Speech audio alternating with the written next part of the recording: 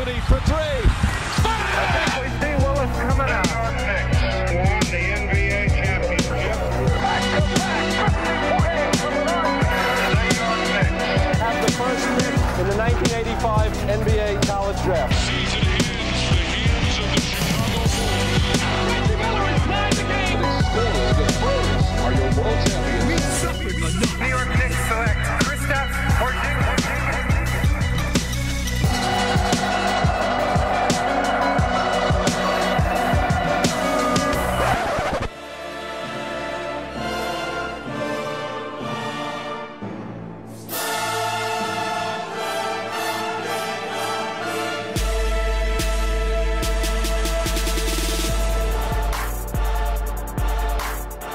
Welcome to the MadGood Knicks show. I'm Far, that's Jay, that's Indiana Jones. We're here to give you all the Knicks news all the damn time. Check us out on Instagram at MadGood Knicks Show.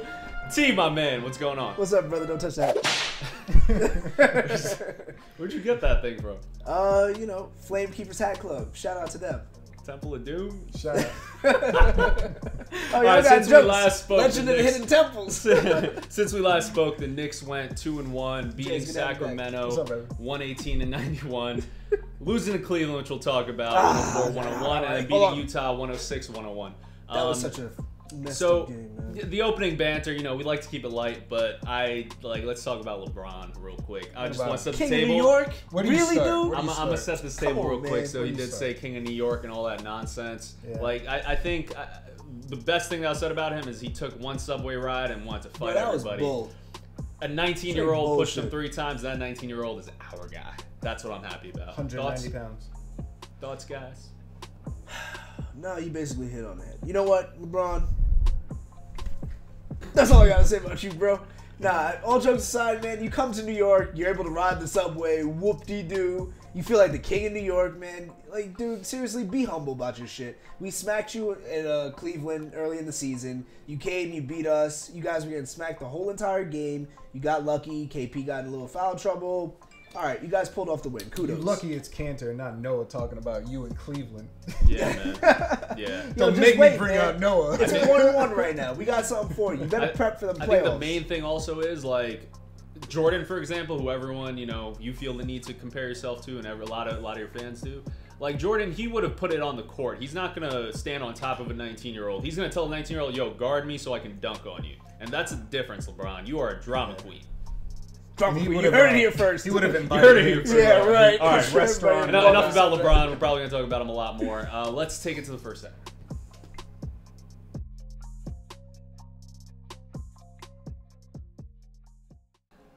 Okay, Frank Okay, we in this. Ntilikina. Oh, you Do got it you still know anybody sleeping on Frank Ntilikina? right. What? Well, That let sounds me familiar, tell you doesn't it? something. Let me tell you something. Thought I heard that from somewhere. So let's kick this off with Frank. Last week we focused on KP. This week I want to talk about Frank, mainly because of what transpired during his coming of manhood game Whoa. when he stood up to the King against the Cavs. Shout out to Frank Ntilikina. I saw you in a photo with him, by the way. Oh, did Was you? that you? Yeah. Was that you were there I too? think I may have been What? there too. Shout out to our boy Frank Ntilikina, man, a fan of the Did MadGood you? Knicks show. Really cool dude. Dope meeting him. Awesome. Awesome guy. But let's talk about him as fans. As people who watch every single Knick game. Like Good to have you back. No, Frank is one of the players that I think has a very rare talent in today's NBA, and that is the will and the desire and the skill set to be an elite defender. Yeah. I think that offense can be taught. There's a curve for everybody, but offense can be taught, and I think that is Frank's biggest drop off there, guys. Yo, man, listen, it's early in the season. Frank is averaging 2 steals a game. He's tied for second with Russell Westbrook. Go figure. The league leader is Paul George. Not for long. As soon as Frank Ntilikina gets some more minutes, 23 minutes a game. best believe it. Deflections too. Deflections, Constant, third constant, in the NBA. constant. Third in the NBA in deflections, which is a fantastic stat. And more so what he does for the team. I know that again there's a lot of criticism on Frank's offensive game. I don't even want to talk about that, man. I know It'll it's come. evident. In the it's past there, game, you saw but- him actually pulling up. Yeah, Yeah. that was fantastic. The opportunity He had 2 clutch was there. shots in the, Too in the clutch. fourth, He too. missed the 3. So- Yep, that was nice to see. I think showing that Frank helps the team more than anything is the key factor here. So Right. I got a couple stats for you guys. You ready for this? stats. You ready for these stats? Whoa, before we get into stats, drop the stats. All right. Completely threw me off my game. Knicks outscore opponents by 11 per 100 possessions with Frank on the court.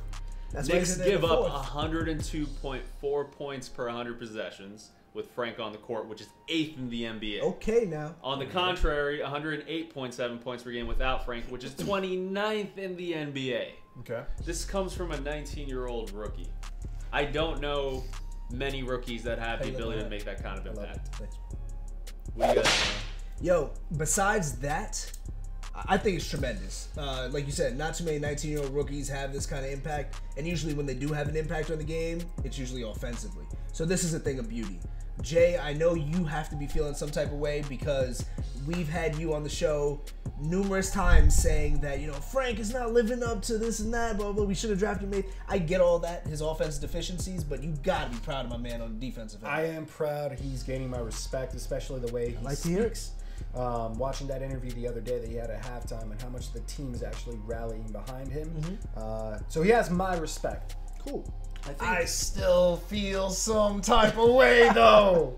Not gonna lie. When you see at the top rookies and we're talking about Ben Simmons, second being DSJ. He's not a rookie, But though. I think again, like Ben you're, Simmons yo, sat for a year. You're not, watched. yeah. Ben Simmons, I think he'll be a transcending player. I'm not counting him amongst this rookie class. But Jay, your argument that goes across the board for many Knicks fans, and that is, damn, like I see DSJ putting up buckets, I see Mitchell putting up buckets, I see everyone minus Lonzo's putting up buckets, which is fantastic to see too. Shout out to Top 2 picks. Lonzo. Bust.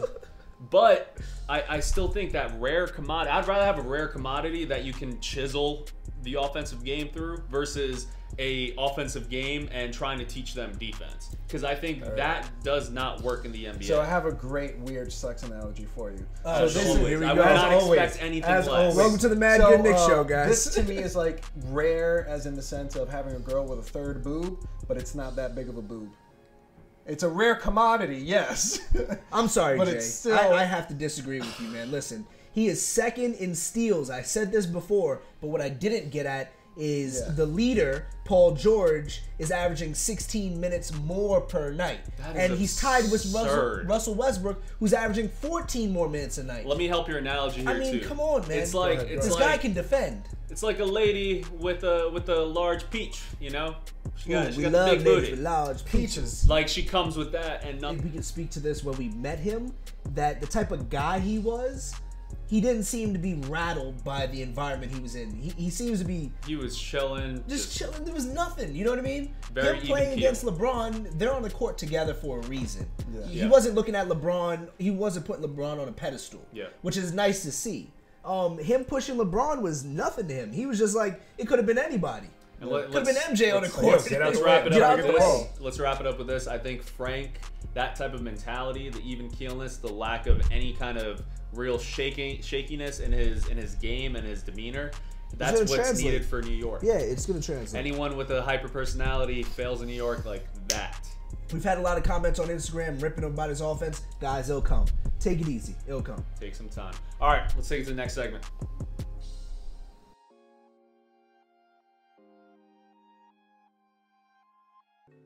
So the question of the week for last week was, what was going to be the impact of Joe Noah returning? It just so happens that we saw Kuz get cut. I want to thank you guys for some of the comments and some of the responses you had. Shout out to Kareem Maloney. His comment, right her. So, question of the week for this week. Tim Hardaway Jr. Do you think he's going to be an All-Star at least by his second season? I know what I think. What do you think? Comment below. I want to see your answers. Best one gets reposted.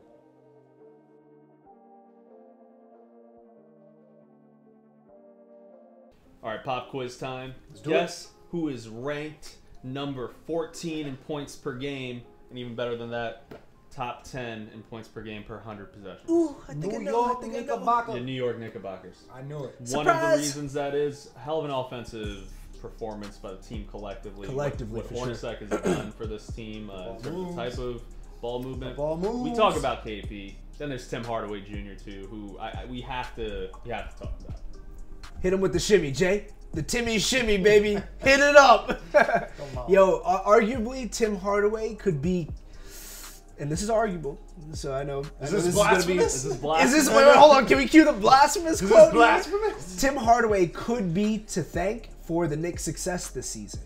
Really? And well, hold on. Yes, because listen, without him, we know what KP is going to give us night in, night out. And I've said this before. But now we do. No. Now we do.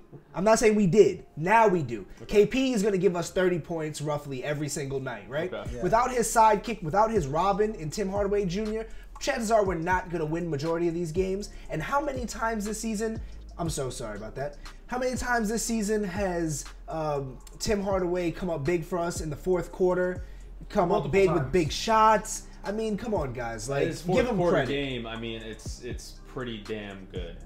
And I think that there was someone on maybe it was Facebook or Instagram when we posted up a little rundown of Tim Hardaway Jr. and what he offers. Elite finisher. I mean, he is an elite finisher. Anytime he's charging to the basket, he finishes usually. He's very creative with it too, and he's clutch down the stretch. Last game, he had 14 points in the fourth alone to Yeah. bring us back. I mean, come on, man. That's big time. He is big time, and I mean, we spoke about it on the question of the day. It's like, can he be an Who all-star averages for the most in the Knicks? fourth too? KP.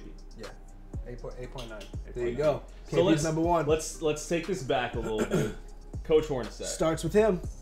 Knicks started off 0-3, and I was calling for his head. I'm like, a Utah guy cannot, survive in New York. He cannot run New York. He can't do what coaches are supposed to do because he's a Utah guy. But you know what, Coach? You proved me wrong. The Knicks have been one of the better offenses in the league. Some surprising stats as we shared earlier. Guys, what's Hornacek changed? What's he doing? What's his run going to be looking like? Encouraging that ball movement. Yeah, and pushing the tempo. Yeah. Yo, it's a Tempo's thing of huge. beauty. Every time you see them get a rebound, he's yelling at the players, go, run, Push. run. And go ahead. No. I mean, the only thing I want to say with the offense, I'm sorry that I'm already critiquing, we need to start taking more threes. And for the reason being, In transition or just in general? in general, Yeah, I because, agree. I mean, we rank, I believe, 4th actually in field goal percentage. So Right. we're shooting the ball well, but that means we're shooting twos when we still rank 14th in points. Right. So we need to actually up our threes, and as long as That's we a can good do stat, that, man. I like that. Interesting stat. Yeah, a couple that's more very good. stats. So I'm a true believer that if you can win home field advantage or home court advantage, then you are a playoff team. And the Knicks have been proving that Yes. they are a solid team at home. And that stems from the coach. That stems from the leaders in the locker room. Here's a fun speaking stat of- for you real quick before you get there. 8th in home points per game. 5th in home points per game per 100 possessions in the league. first in heart. That's And toughness. some of the and foreign players. You were speaking about the leaders in the locker room, and I have two interesting quotes from our leaders in the locker room. One being Kristaps Porzingis, the other being Tim Hardaway Jr. We can pull it up for you guys as well. This is by Kristaps. This year, you can feel that Jeff is more. He's running his own stuff without anybody coming in and telling him what to do or how to do it. So I think from the top down, you can feel that there's more confidence in what we're doing. It's a better feeling this way. That's from KP. There's no So, triangle. I mean, there's like, no triangle. In a few words, there's no triangle. That's the magic. And you're still seeing triangle fundamentals, as you will with every single offense in the game. But the triangle slowed down the ball. It was a very 90s offense, the pure triangle. And Pushing the tempo is today's NBA, as we know. Absolutely. Shooting the three, today's NBA. Old man Jack, he's pushing that ball. Then when young guy Ntilikina comes in, he pushes that ball as well. Yep, this is what Tim Hardaway had to say. It's a full 180, Hardaway said. It's great. A lot of guys are taking each possession and practice very serious. We're building our game. We're building a culture here. When we step into practice, we are all ears and minds are open. Everyone is giving their input and everyone is locked in on both ends of the floor. That's very interesting and telling because if you guys remember, it was Tim Hardaway after our 0-3 start who called out the locker room. Yep. He said we're running around like chickens with our heads Out cut of off. position, Him and so- Courtney Lee called out Hornacek in the offense. Ever since that moment, You guys know the deal. You guys know the story. And I don't want it to be all sunshine and rainbows here. Our defense in the fourth quarter against the Cavs is worrisome. Kristaps Porzingis' 3-point defense is worrisome. That Cavs loss hurt. It hurt a lot. And it was to the point where we couldn't say anything. Like, it was one of the hardest things to stomach as a Knicks fan when you're up by 23 against the best team in the league. Yeah. On top of that, with Queen James coming in and like talking all that trash, it's tough. It's very hard to deal with. Along with that, though, besides it being tough, I think that our team grew from that, though. I think that this team, it's a growing team. There's going to be mistakes like we saw KP and Tim Hardaway throw those back-to-back three-pointers that were unwarranted. There's going to be growing pains. But in the meantime, we'll be sticking around for every step of the way. Can I have you guys just smile at the camera real quick? I want a photo. Cheese.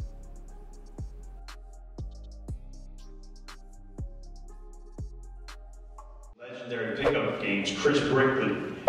So Chris is from BlackOps basketball, and Chris trains the players. Chris takes all the NBA players through the same drills that you guys are going to experience today.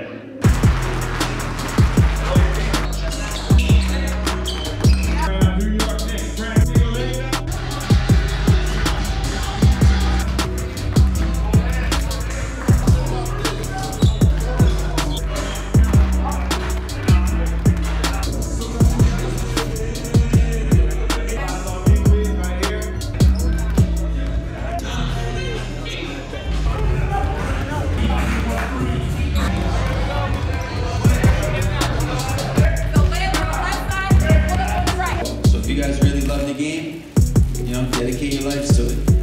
Frank, thanks for coming on. I appreciate it.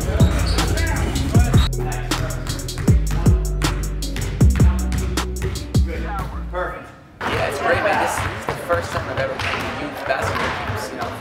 I was working with the Knicks for 5 years, and then I've always done these sport workouts. And then the summer got so crazy. I have Instagram. I would open on my Instagram, and now like 100, 200 kids from all over the world, and I was like, wow, this is crazy. So it just made me think, maybe I could do it again. And then the MBPA came out to me, and they're like, do you want to partner up with us? And each month you can do a camp with a different NBA player.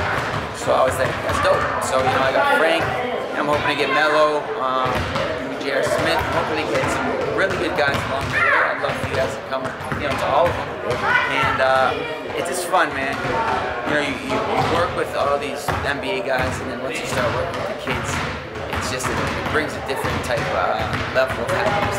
BlackOps started 4 years ago. We just didn't call it BlackOps. Melo and I did an open run. We called it Melo Quote. KD came, all these guys came, and then Melo went to the Olympics 1 year. I think the following year he had his knee surgery.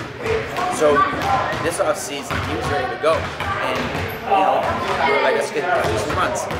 Started doing some runs, and we were getting Devin Booker to J.R. Smith to CJ to KD to James Harden, Russell Westbrook, LeBron James. We got about 52 NBA players in the game, which is amazing. Melo and I called it BlackOps, so that was a cool name. We ran with it, and then it was everywhere. It was crazy. So, I was with the Knicks for 5 seasons. I tried to play development, and I left, and it was, when I first left, I didn't know what to expect. And then the summer comes, and it still hasn't settled, that I was working with, 8 NBA Allstars. It was crazy. And then, so I didn't even get a chance to think about it. I left my job. And then, the season started, and I'm thinking like, I gotta go to the Garden today. Oh wait, no, I don't work with the Knicks anymore. So, I'm super happy that they're winning. Kristaps is playing MVP basketball. I'll be completely honest, I've always been a KP fan. I always thought he was going to be really good. I didn't think he was going to be this good. Yeah. The guy's averaging like 32 minutes a game. He'd be like MVP. And so I'm proud of him. I still think, the supporting staff can even keep getting better. Like Tim Hardaway's played good, but he still has more in him. Frank's played good, but he still has more in him. And the same with Horny, the same with all these guys. Once they really put it together, they can be a playoff team, and I hope they do.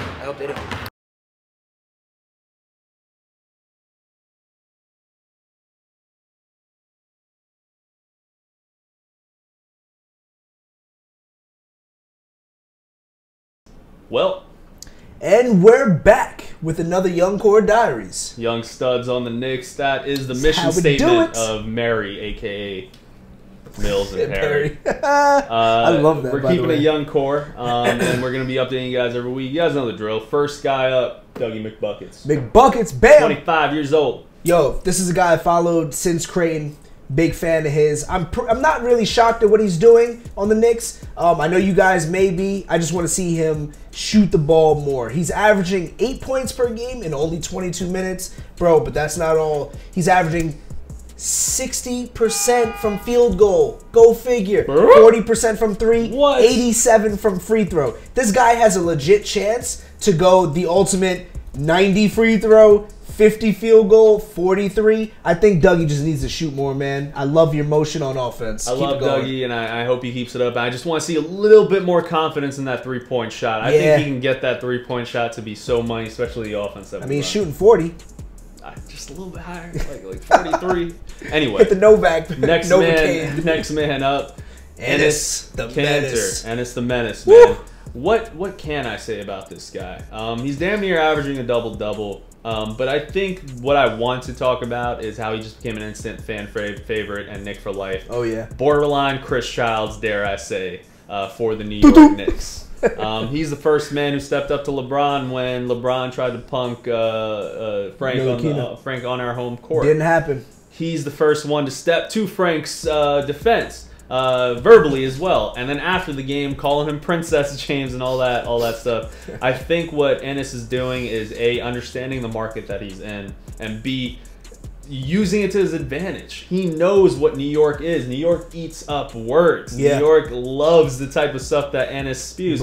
Best part of all, he's an offensive threat in all facets of the game. I think he has some of the best footwork in the NBA at that position. And on top of that, he's a rebounding machine, which is perfect for Kristaps Porzingis. The most beautiful thing about his game to me is the consistency. You know what he's going to give you night in and night out. And the nights that he does struggle a little bit, you know he's still going to play hard. And that's very important, especially for us New Yorkers, man, and us Knicks fans. We want to see you play hard. And we're educated fans. We know when you're playing hard versus just putting up, 12 to 17 a game, kind of lackadaisical. We appreciate that effort. Zach Randolph, we're not talking to you. Oh, damn. Remember those days? God, that was what, 04, 05?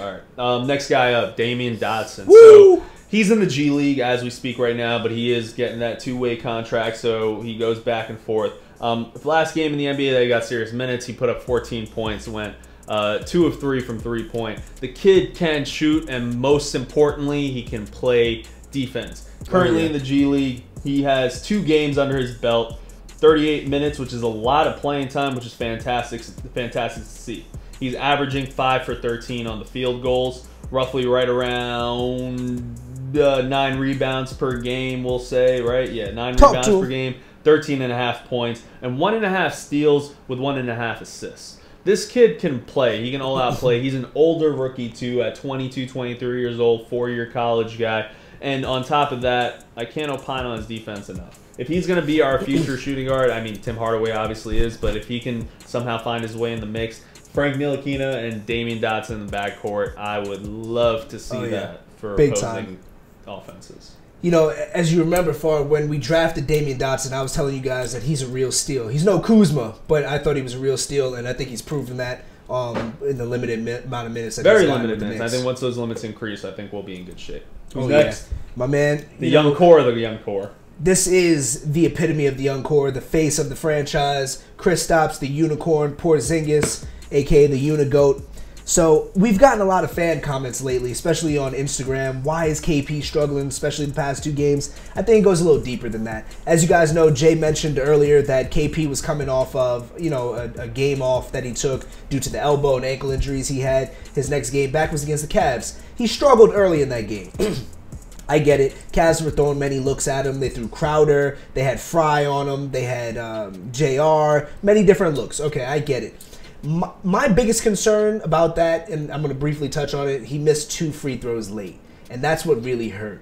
Because I think we still had a shot to win that game. He would have put us up 3. That didn't happen. All right, fine. He may have struggled that game. Let's move on. We played his next game, he had 22 points against the Jazz. Correct. And, he shot 8 for 19, which isn't terrible. He was 3 for 4 from free throw. But a lot of the time, they were double-teaming him in the post. And you got to understand, when you're double-teamed, you have to find the open man. So he was passing out a lot of it, and it may have looked like he was rushing a shot, and he may have taken a couple bad shots, but I don't think KP's struggling whatsoever. Just a small sample size, 2 games. I think KP's going to kill it next few games. I think he'll be all right. I think one thing in particular I'd love to point out is when he got that double team, he was right on the extended elbow. He dribbles it out, gets one-on-one, and then just goes right by his guy to slam dunk it. And that's the type of stuff that KP's growing into. That's another edition of Young Core Diaries. Let us know who you guys want to talk about next week. We're going to pick them anyway, but we always want to still love to hear from you guys, you know? Of course. We love you. Take care. Peace.